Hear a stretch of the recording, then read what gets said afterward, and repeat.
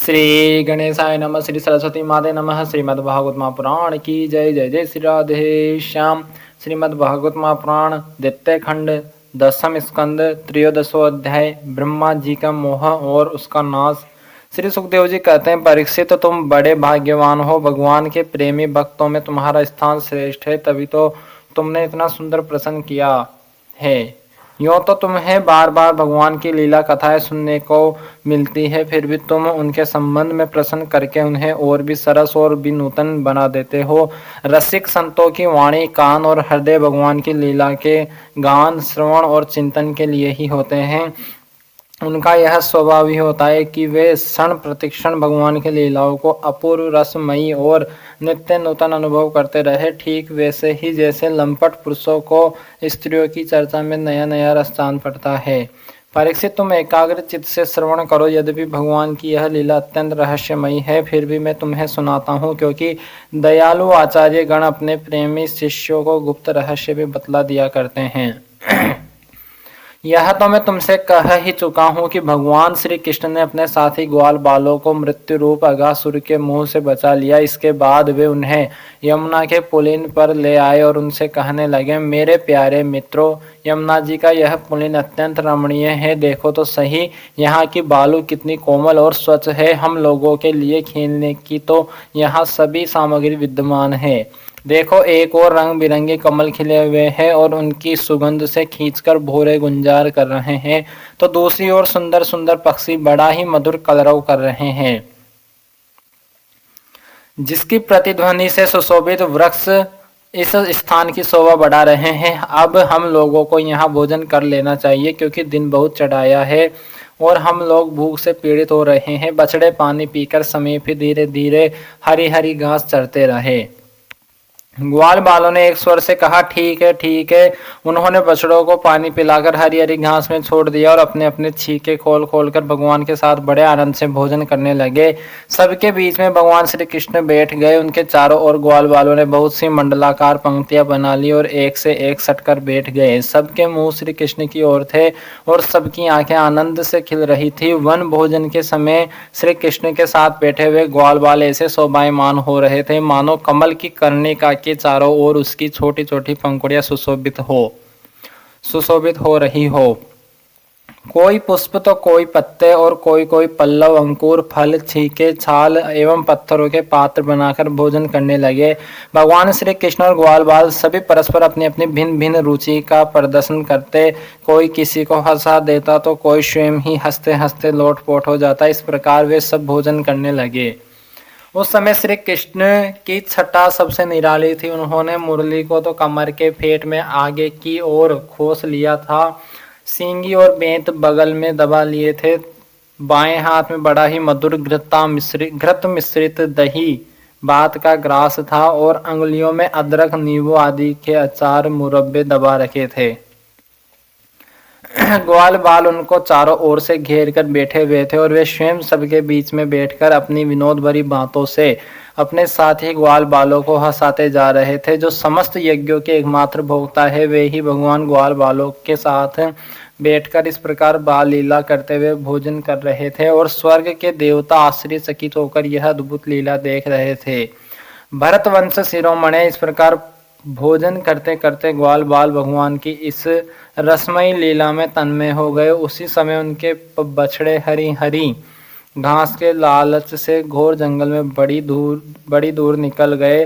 जब ग्वाल बालों का ध्यान उस ओर गया, तब तो वे भयभीत हो गए।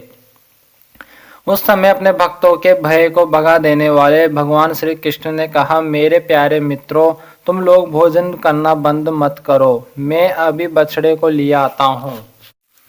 ग्वाल बालों से इस प्रकार कहकर भगवान श्री कृष्ण हाथ में दही भात का कोर लिए ही पहाड़ों, गुफाओं, कुंजों एवं अन्य भयंकर स्थानों में अपने तथा साथियों के बछड़ों को ढूंढने चल दिए। परीक्षित, ब्रह्मा जी पहले से ही आकाश में उपस्थित थे। प्रभु के प्रभाव से अघासुर का मोक्ष देखकर उन्हें बड़ा आश्चर्य हुआ। उन्होंने सोचा कि लीला से मनुष्य बालक बने हुए भगवान श्री कृष्ण की कोई और मनोहर महिमामयी लीला देखनी चाहिए।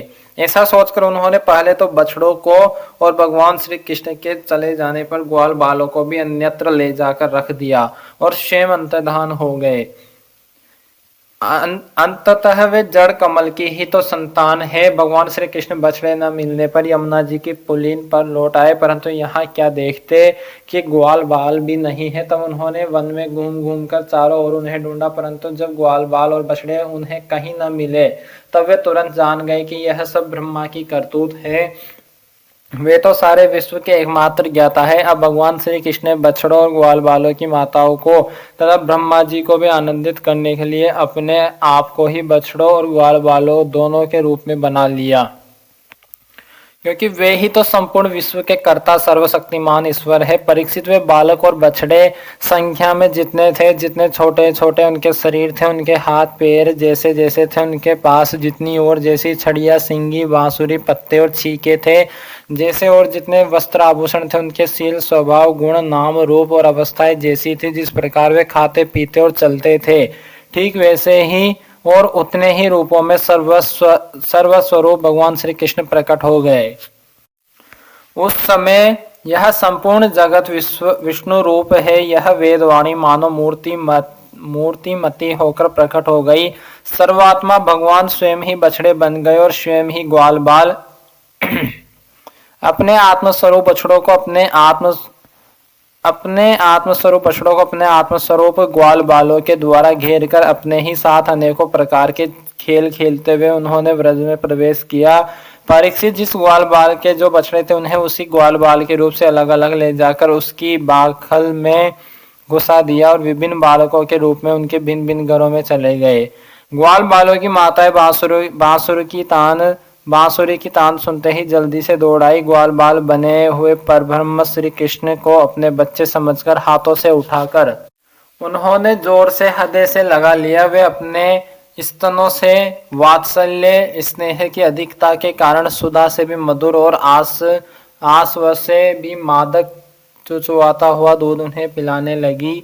परीक्षित इसी प्रकार प्रतिदिन संध्या समय भगवान श्री कृष्ण ग्वाल बालों के रूप में वन से लौट आते और अपनी बाल सुलभ लीलाओं से माताओं को आनंदित करते हैं। वे माताएं उन्हें उबटन लगाती, नहलाती, चंदन का लेप करती और अच्छे अच्छे वस्त्रों तथा गहनों से सजाती। दोनों बोहों के बीच में ठीठ से बचाने के लिए काजल का ठिठोना लगा देती तथा भोजन कराती और तरह तरह से बड़े लाडू प्यार से उनका लालन पालन करती। ग्वालिनों के समान गोए भी जब जंगलों में से चरकर जल्दी जल्दी लौटती और उनकी हुंकार सुनकर उनके प्यारे बछड़े दौड़कर उनके पास आ जाते, तब वे बार बार उन्हें अपनी जीभ से चाटती और अपना दूध पिलाती। उस समय स्नेह की अधिकता के कारण उनके थनों से स्वयं ही दूध की धारा बहने लगती।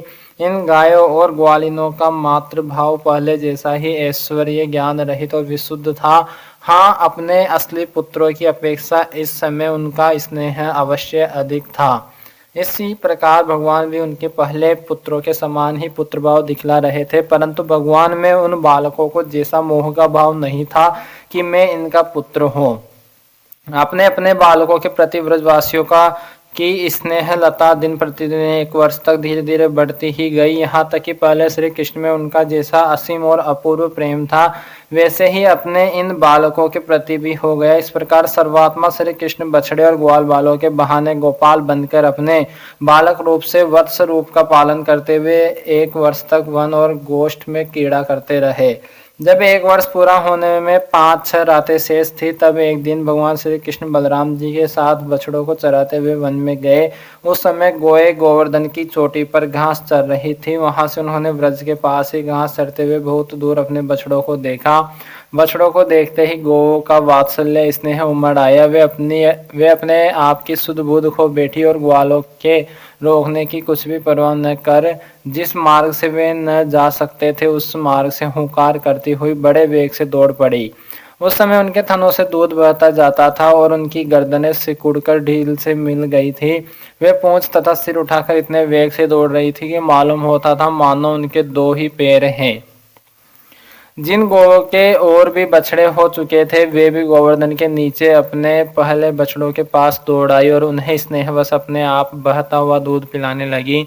उस समय वे अपने बच्चों का एक एक अंग ऐसे चाव से चाट रही थी मानो उन्हें अपने पेट में रख लेंगी। गोपों ने उन्हें रोकने का बहुत कुछ प्रयत्न किया परंतु उनका सारा प्रयत्न व्यर्थ रहा। उन्हें अपनी विफलता पर कुछ लज्जा और गायों पर बड़ा क्रोध आया। जब वे बहुत कष्ट उठाकर उस कठिन मार्ग से उस स्थान पर पहुंचे तब उन्होंने बछड़ों के साथ अपने बालकों को भी देखा। अपने बच्चों को देखते ही उनका हृदय प्रेम रस से सराबोर हो गया। बालकों के प्रति अनुराग की बाढ़ आ गई। उनका क्रोध न जाने कहाँ हवा हो गया। उन्होंने अपने अपने बालकों को गोद में उठाकर हृदय से लगा लिया और उनका मस्तक सूंघकर अत्यंत आनंदित हुए। बूढ़े गोपों को अपने बालकों के आलिंगन से परम आनंद प्राप्त हुआ। वे निहाल हो गए। फिर बड़े कष्ट से उन्हें छोड़कर धीरे धीरे वहां से गए। जाने के बाद भी बालकों के और उनके आलिंगन के स्मरण से उनके नेत्रों से प्रेम के आंसू बहते रहे। बलराम जी ने देखा कि व्रजवासी गोप गोवे और ग्वालिनों की उन संतानों पर भी जिन्होंने अपनी माँ का दूध पीना छोड़ दिया है क्षण प्रतिक्षण प्रेम संपत्ति और उसके अनुरूप उत्कंठा बढ़ती ही जा रही है। तब वे विचार में पड़ गए क्योंकि उन्हें इसका कारण मालूम न था। यह कैसी विचित्र बात है। सर्वात्मा श्री कृष्ण में व्रजवासियों का और मेरा जैसा अपूर्व स्नेह है वैसा ही इन बालकों और बछड़ों पर भी बढ़ता जा रहा है। यह कौन सी माया है, कहाँ से आई है। यह किसी देवता की है, मनुष्य के हैं अथवा असुरों के। परंतु क्या ऐसा भी संभव है। नहीं नहीं, यह तो मेरे प्रभु की ही माया है और किसी की माया में ऐसा सामर्थ्य नहीं जो मुझे भी मोहित कर ले। बलराम जी ने ऐसा विचार करके ज्ञान दृष्टि से देखा तो उन्हें ऐसा मालूम हुआ कि इन सब बछड़ों और ग्वाल बालों के रूप में केवल श्री कृष्ण ही श्री कृष्ण है। तब उन्होंने श्री कृष्ण से कहा, भगवान ये ग्वाल बाल और बछड़े न देवता है और न तो कोई ऋषि है। इन भिन्न भिन्न रूपों का आश्चर्य लेने पर भी आप अकेले ही इन रूपों में प्रकाशित हो रहे हैं। कृपया स्पष्ट करके थोड़े में ही यह बतला दीजिए कि आप इस प्रकार बछड़े, बालक, सिंगी और रस्सी आदि के रूप में अलग अलग क्यों प्रकाशित हो रहे हैं। तो भगवान ने ब्रह्मा की सारी करतूत सुनाई और बलराम जी ने सब बातें जान ली। परीक्षित तब तक ब्रह्मा जी ब्रह्मलोक से ब्रज में लौट आए। उनके कालमान से अब तक केवल एक त्रुटि जितनी देर में तीखी सुई से कमल की पंखुड़ी छीदे समय व्यतीत हुआ था। उन्होंने देखा कि भगवान श्री कृष्ण ग्वाल बाल और बछड़ों के साथ एक साल से पहले की भांति ही क्रीड़ा कर रहे हैं। सोचने लगे, गोकुल में जितने भी ग्वाल बाल और बछड़े थे वे मेरी मायामयी सैया पर सो रहे हैं। उनको तो मैंने अपनी माया से अचेत कर दिया था। वे तब से अब तक सचेत नहीं हुए। तब मेरी माया से मोहित ग्वाल बाल और बछड़ों के अतिरिक्त ये उतने ही दूसरे बालक तथा बछड़े कहाँ से आ गए जो एक साल से भगवान के साथ खेल रहे हैं। ब्रह्मा जी ने दोनों स्थानों पर दोनों को देखा और बहुत देर तक ध्यान करके अपनी ज्ञान दृष्टि से उनका रहस्य खोलना चाहा। परंतु इन दोनों में कौन से पहले के ग्वाल बाल है और कौन से पीछे बना लिए गए हैं, इनमें से कौन सच्चे हैं और कौन बनावटी, यह बात वे किसी प्रकार न समझ सके।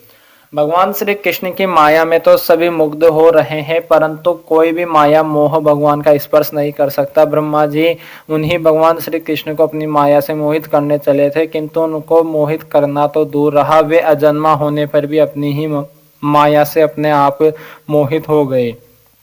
जिस प्रकार रात के घोर अंधकार में कोहरे के अंधकार का और दिन के प्रकाश में जुगनू के प्रकाश का पता नहीं चलता, वैसे ही जब क्षुद्र पुरुष महापुरुषों पर अपनी माया का प्रयोग करते हैं तब वह उनका तो कुछ बिगाड़ नहीं सकती, अपना ही प्रभाव खो बैठती है। ब्रह्मा जी विचार कर ही रहे थे कि उनके देखते देखते उसी क्षण सभी ग्वाल बाल और बछड़े श्री कृष्ण के रूप में दिखाई पड़ने लगे। सबके सब सजल जलधर के समान श्याम वर्ण पीताम्बर धारी, शंख चक्र और गदा और पद से युक्त चतुर्भुज, सबके सिर पर मुकुट, कानों में कुंडल और कंठों में मनोहर हार तथा वनमालाएं शोभायमान हो रही थी। उनके वक्ष स्थल पर सुवर्ण की सुनहली रेखा, श्री वत्स, बाहों में बाजूबंद, कलाइयों में शंखाकर रत्नों से जड़े कंगन, चरणों में नुपुर और कड़े, कमर में करधनी तथा अंगुलियों में अंगूठियां जगमगा रही थी।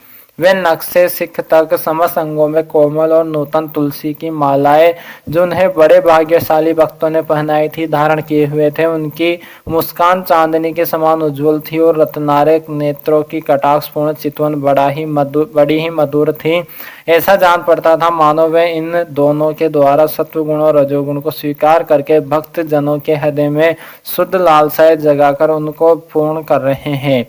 ब्रह्मा जी ने यह भी देखा कि उन्हीं के जैसे दूसरे ब्रह्मा से लेकर तरण तक सभी चराचर जीव मूर्तिमान होकर नाचते गाते उनके अनेक प्रकार की पूजा सामग्री से अलग अलग भगवान के उन सब रूपों की उपासना कर रहे हैं। उन्हें अलग अलग अणिमा महिमा आदि सिद्धियां माया विद्या आदि विभूतियां और महतत्व आदि 2400 तत्व चारों ओरों से घेरे हुए हैं। प्रकृति में शोभ उत्पन्न करने वाला काल, उसके परिणाम का कारण, स्वभाव, वासनाओं को जगाने वाला संस्कार, कामनाएं, कर्म, विषय और फल सभी मूर्तिमान होकर भगवान के प्रत्येक रूप की उपासना कर रहे हैं। भगवान की सत्ता और महत्ता के सामने उन सभी की सत्ता और महत्ता अपना अस्तित्व खो बैठी थी। ब्रह्मा जी ने यह भी देखा कि वे भी भूत, भविष्यत और वर्तमान काल के द्वारा सीमित नहीं है, त्रिकाल बाधित सत्य हैं। वे सबके सब स्वयं प्रकाश और केवल अनंत आनंद स्वरूप है। उनमें जड़ता अथवा चेतनता का भेदभाव नहीं है। वे सबके सब एक रस है। यहाँ तक कि उपनिषदर्शी तत्व ज्ञानियों की दृष्टि भी उनकी अनंत महिमा का स्पर्श नहीं कर सकती। इस प्रकार ब्रह्मा जी ने एक साथ ही देखा कि वे सब के सब उन परब्रह्म परमात्मा श्री कृष्ण के ही स्वरूप है, जिनके प्रकाश से यह सारा चराचर जगत प्रकाशित हो रहा है। यह अत्यंत आश्चर्यमय दृश्य देखकर ब्रह्मा जी तो चकित रह गए। उनकी 11 इंद्रियां, 5 कर्मेंद्रिय, 5 ज्ञानेंद्रिय और 1 मन शुद्ध एवं स्तब्ध रह गई। वे भगवान के तेज से निस्तेज होकर मौन हो गए। उस समय वे ऐसे स्तब्ध होकर खड़े रहे गए मानो व्रज के अधिष्ठात्र देवता के पास एक पुतली खड़ी हो। परीक्षित, भगवान का स्वरूप तर्क से परे है, उसकी महिमा असाधारण है। वह स्वयं प्रकाश आनंद स्वरूप और माया से अतीत है। वेदांत भी साक्षात रूप से उसका वर्णन करने में असमर्थ है, इसलिए उससे भिन्न का निषेध करके आनंद स्वरूप ब्रह्मा का किसी प्रकार को संकेत करता है। यद्यपि ब्रह्मा जी समस्त विद्याओं के अधिपति है, तथापि भगवान के दिव्य स्वरूप को वे तनिक भी न समझ सके कि यह क्या है। यहाँ तक कि वे भगवान के उन महिमामय रूपों को देखने में भी असमर्थ हो गए। उनकी आंखें मूंद गई। भगवान श्री कृष्ण ने ब्रह्मा के इस मोह और असमर्थता को जानकर बिना किसी प्रयास के तुरंत अपनी माया का पर्दा हटा दिया। इससे ब्रह्मा जी को बाह्य ज्ञान हुआ। वे मानो मरकर फिर जी उठे। सचेत होकर उन्होंने ज्योत्यो करके बड़े कष्ट से अपने नेत्र खोले। तब कहीं उन्हें अपना शरीर और यह जगत दिखाई पड़ा। फिर ब्रह्मा जी जब चारों ओर देखने लगे तब पहले दिशा और उसके बाद तुरंत ही उनके सामने वृंदावन दिखाई पड़ा। वृंदावन सबके लिए एक सा प्यारा है। जिधर देखिए उधर ही जीवों को जीवन देने वाले फल और फूलों से लदे हुए, हरे हरे पत्तों से लहलहाते हुए वृक्षों की पातें शोभा पा रही है। भगवान श्री कृष्ण की लीला भूमि होने के कारण वृंदावन धाम में क्रोध, तृष्णा आदि दोष प्रवेश नहीं कर सकते और वहां स्वभाव से ही परस्पर दुस्तज्य वैर रखने वाले मनुष्य और पशु पक्षी भी प्रेमी मित्रों के समान हिल मिलकर एक साथ रहते हैं। ब्रह्मा जी ने वृंदावन का दर्शन करने के बाद देखा कि अद्वितीय परब्रह्म गोप वंश के बालक का सा नाट्य कर रहा है। एक होने पर भी उसके सखा है, अनंत होने पर भी वह इधर उधर घूम रहा है और उसका ज्ञान अगाध होने पर भी वह अपने ग्वाल बाल और बछड़ों को ढूंढ रहा है। ब्रह्मा जी ने देखा कि जैसे भगवान श्री कृष्ण पहले अपने हाथ में दही भात का कोर लिए उन्हें ढूंढ रहे थे, वैसे ही अब भी अकेले ही उनकी खोज में लगे हैं। भगवान को देखते ही ब्रह्मा जी अपने वाहन हंस पर से कूद पड़े और सोने के समान चमकते हुए अपने शरीर से पृथ्वी पर दंड की बातें गिर पड़े। उन्होंने अपने चारों मुकुटों को अग्रभाग से भगवान के चरण कमलों का स्पर्श करके नमस्कार किया और आनंद के आंसुओं की धारा से उन्हें नहला दिया। वे भगवान श्री कृष्ण की पहले देखी हुई महिमा का बार बार स्मरण करते, उन्हें उनके चरणों पर गिरते और उठ उठकर फिर गिर पड़ते। इसी प्रकार बहुत देर तक वे भगवान के चरणों में ही पड़े रहे। फिर धीरे धीरे उठे और अपने नेत्रों के आंसू पोंछे। प्रेम और मुक्ति के एकमात्र उद्गम भगवान को देखकर उनका सिर झुक गया। वे कांपने लगे। अंजलि बांधकर बड़ी नम्रता और एकाग्रता के साथ गदगद वाणी से वे भगवान की स्तुति करने लगे। श्री सीताराम भगवान की जय, श्री राधे श्याम सरकार की जय, हनुमान जी महाराज की जय, उमापति महादेव भगवान की जय, श्री लाडली सरकार की जय, वृंदावन बिहारी लाल की जय, श्री सदगुरुदेव भगवान की जय, अपने अपने माता पिता की जय, गौ माता की जय, सभी भूदेव ब्राह्मण की जय, भूदेव संतन की जय, विरक्त ब्राह्मण की जय, विरक्त संतन की जय, सभी पितरन की जय, सभी ग्वालों की जय, सभी गोपियों की जय, सभी ब्रजवासियों की जय। श्री देवकी नंदन की जय, वसुदेव नंदन की जय, यशोदा नंदन की जय, नंद नंदन की जय, रोहिणी नंदन की जय। जय जय श्री राधे श्याम। सबको मिले श्री वृंदावन धाम। नमः पार्वती पते हर हर महादेव। भक्त और भगवान की जय। इति श्री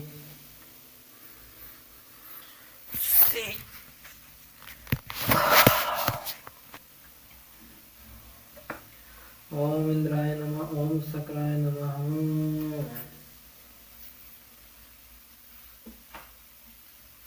सीताराम हनुमान, सीताराम हनुमान, हरे कृष्ण हरे राम, हरे कृष्ण हरे राम, हरे कृष्ण हरे राम, हरे कृष्ण हरे राम।